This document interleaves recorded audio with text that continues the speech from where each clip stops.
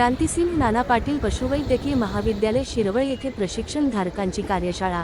खंडाळा तालुक्यातील शिरवळ येथे महाराष्ट्र पशु व मत्स्य विज्ञान विद्यापीठ नागपूर, राष्ट्रीय उच्च सुरक्षा पशुरोग संस्था भोपाळ व क्रांतिसेना नाना पाटील पशुवैद्यकीय महाविद्यालय शिरवळ यांच्या संयुक्त विद्यमानाने 6 मार्च रोजी सकाळी 11 वाजता डॉक्टर सचिन बोंडे, संचालक डॉक्टर विकास वास्कर, डॉक्टर कविता खिलारे, डॉक्टर प्रशांत मस्के, डॉक्टर उमा तुमला, डॉक्टर अनामिका मिश्रा, डॉक्टर तेजस शेंडे, डॉक्टर मिलिंद नांदे आदी मान्यवरांच्या उपस्थितीत सोहळा संपन्न झाला। अनुसूचित जातीच्या शेतकऱ्यांच्या शाश्वत उपजीविकेसाठी आधुनिक शेळीपालन प्रशिक्षण 6 मार्च पासून शुभारंभ सुरू असून 10 मार्चपर्यंत सुरू आहे।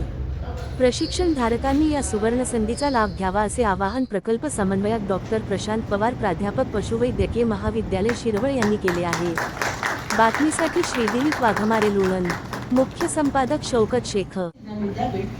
माननीय डॉक्टर विकास वास्कर सर, सहयोगी अधिष्ठाता व प्रकल्प अंमलबजावणी अधिकारी क्रांतिसिंह नाना पाटील पशुवैद्यकीय महाविद्यालय शिरवळ, तसेच प्रकल्प समन्वयक डॉक्टर प्रशांत पवार सर, प्राध्यापक प्रौढजीवशास्त्र विभाग यांचे मी व्यासपीठावर हार्दिक स्वागत करते। नवे तंत्रज्ञान, नवे विचार, शेळीपालनातून समृद्धीचा आधार। आज आपण महाराष्ट्र पशु व मत्स्य विज्ञान विद्यापीठ नागपूर व भारतीय कृषी अनुसंधान परिषद व राष्ट्रीय उच्च सुरक्षा पशुरोग संस्थान भोपाळ यांच्या संयुक्त विद्यमानाने अनुसूचित जाती शेतकऱ्यांच्या शाश्वत उपजीविकेसाठी आधुनिक शेळीपालन या प्रकल्पाच्या अंतर्गत आयोजित 5 दिवसीय आधुनिक शेळीपालन दिनांक 6 ते 10 मार्च 2026 या प्रशिक्षणाच्या उद्घाटन कार्यक्रमास मी व्यासपीठावरील सर्व मान्यवर शेतकरी बंधू भगिनी आणि पशुपालकांचे स्वागत करते। तुम्ही इथे आलात त्याबद्दल महाविद्यालयाच्या आणि आयोजकाच्या वतीने मी तुमचे स्वागत करते। तसेच डॉक्टर विकास वास्कर सर, सहयोगी अधिष्ठाता व प्रकल्प अंमलबजावणी अधिकारी क्रांतिसिंह नाना पाटील पशुवैद्यकीय महाविद्यालय शिरवळ यांना विनंती करते की त्यांनी डॉक्टर बोंडे सरांचं शाल, श्रीफळ, रोपटे व मानचिन्ह देऊन स्वागत करावे।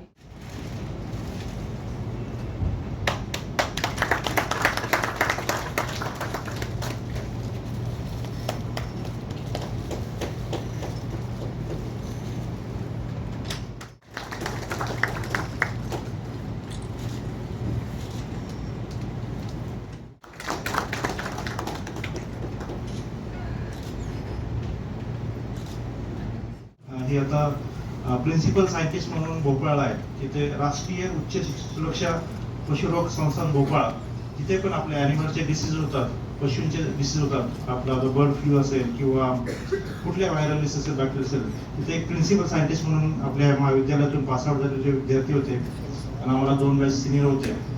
मी आणि मसे सर आणि तुमला मॅडम पुण्यामध्ये गेलो होतो भांडी खरेदी करण्यासाठी। त्यांचा अचानक फोन आला, डॉक्टर पवार क्या कर रहे हो? नहीं बोला पुणे में हूँ। नहीं, एक प्रकल्प करना है, एक योजना करनी है, प्रोजेक्ट करना है, तो कैसे कर सकते? तो असं थोडंसं संभाषण झालं आणि त्यांनी सांगितलं की आपल्या कॉलेजसाठी एक असा प्रकल्प द्यायचा आहे की भारत सरकारच्या मदतीने अनुसूचित जातींसाठी आपल्याला काहीतरी एक प्रोजेक्ट करता येईल का, अशी या प्रकल्पाची सुरुवात झाली। मग त्यांच्या कल्पनेतून मग आमच्या बऱ्याचशा मीटिंग झाल्या। त्यावेळेस माननीय doctor Waskar sir, doctor Salunke sir किंवा असे बरेचसे जे सहयोगी होतात त्यांच्याबरोबर तिथले डायरेक्टर होते भोपाळचे, त्यांच्यावर मीटिंग झाल्या आणि त्याच्यातून एक त्यांना असं ऑल ओव्हर इंडियामधून, भारतामधून हे आपलं कॉलेज ग्रामीण भागामध्ये आहे, या ग्रामीण भागाच्या कॉलेजमध्ये आणि इतर काम करणाऱ्या स्टाफमधून त्याचा एक विश्वास निर्माण झाला आणि हे आपल्या कॉलेजची सिलेक्शन झालं आहे।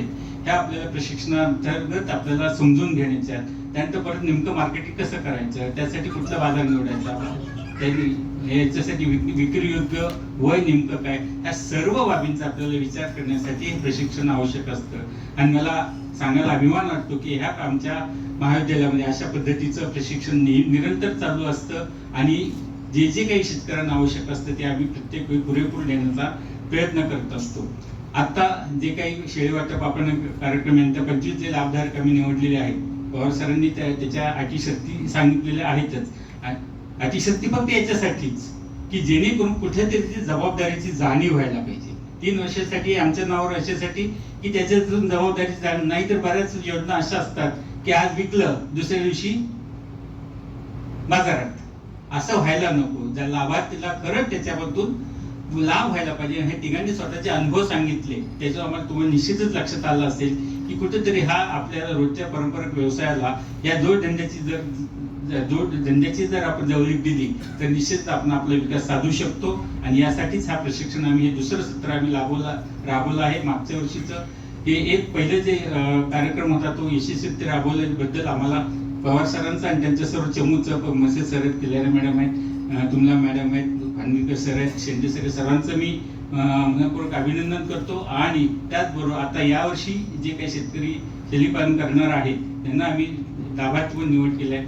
त्यांना सुद्धा या व्यवसायासाठी आणि आता जे सध्या करतायत पहिल्या बॅचचे विद्यार्थी शेतकरी त्या सर्वांना मी मनपूर्वक शुभेच्छा देतो आणि इथे थांबतो. खर्च किती झाला आणि उत्पन्न किती झाला तर नफा किती झाला हे काढता येतं त्याच्यातून. फायदेशीर आहे की नाही हे तुम्हाला लक्षात येईल म्हटलंय. त्याशिवाय वय किती झालं, किती वयात कधी व्यायली आणि लवकर पुन्हा कधी माझ्यावर आली, किती दिवस अंतर पडते त्याचं ते पहा. ते अंतर कमी करणं ही तेवढंच महत्वाचे असते. सध्याचे जे आतापर्यंतचं जे शास्त्र होतं ते म्हणायचं की 2 वर्षात 3 पिकं आपण घेऊ शकतो. पण आजकाल प्रयत्न हा होत आहे की 2 वर्षात 4 पिकं घेता यायला पाहिजे.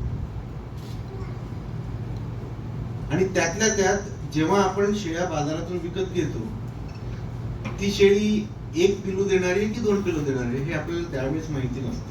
कारण की ती गर्भावस्थेत असते. आपण बाकी आधी काय झालं याच्याबद्दल खात्रीशीर आपल्याला माहिती नसते. विकणारा सांगणार नाही काय, तर आपल्याला घरी आल्यानंतरच ते कळते.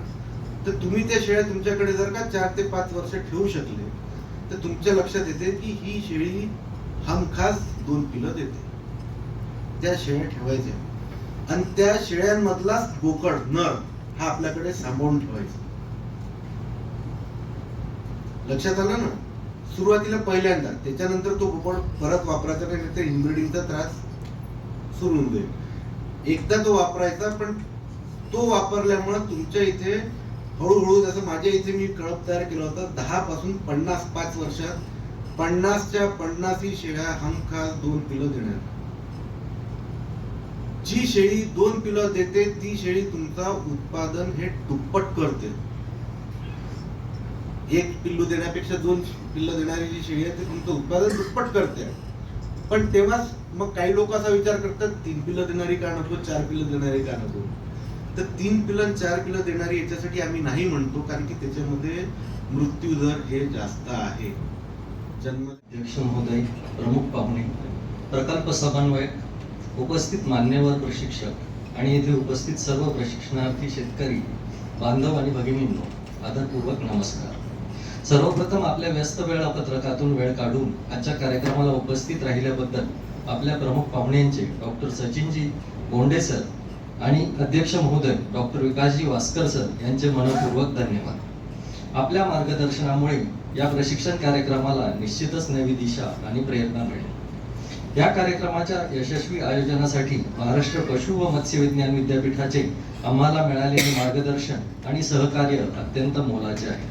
त्याबद्दल विद्यापीठाचे माननीय कुलगुरू महोदय डॉक्टर नितीनजी पाटील सर यांचे मनपूर्वक आभार व्यक्त करतो. त्यांच्या दूरदृष्टीपूर्ण नेतृत्वामुळे आणि प्रोत्साहनामुळे अशा उपयुक्त प्रशिक्षण कार्यक्रमांना चालना मिळते आणि शेतकरी व विद्यार्थ्यांना नवी दिशा मिळते. तसेच महाराष्ट्र पशु व मत्स्य विज्ञान विद्यापीठाचे कार्य मार्गदर्शन आणि प्रोत्साहन मिळत असते. त्यांचे मनापासून पुनश्च एकदा आभार. त्याचबरोबर विद्यापीठाचे माननीय अधिष्ठाता व संचालक शिक्षक डॉक्टर शिरीषजी उपाध्ये सर, माननीय संचालक संशोधन डॉक्टर नितीनजी गुलगुले सर, माननीय कुलसचिव आणि माननीय नियंत्रक साहेब यांचे आपण त्यांच्या मार्गदर्शनामुळे आणि सहकार्यामुळे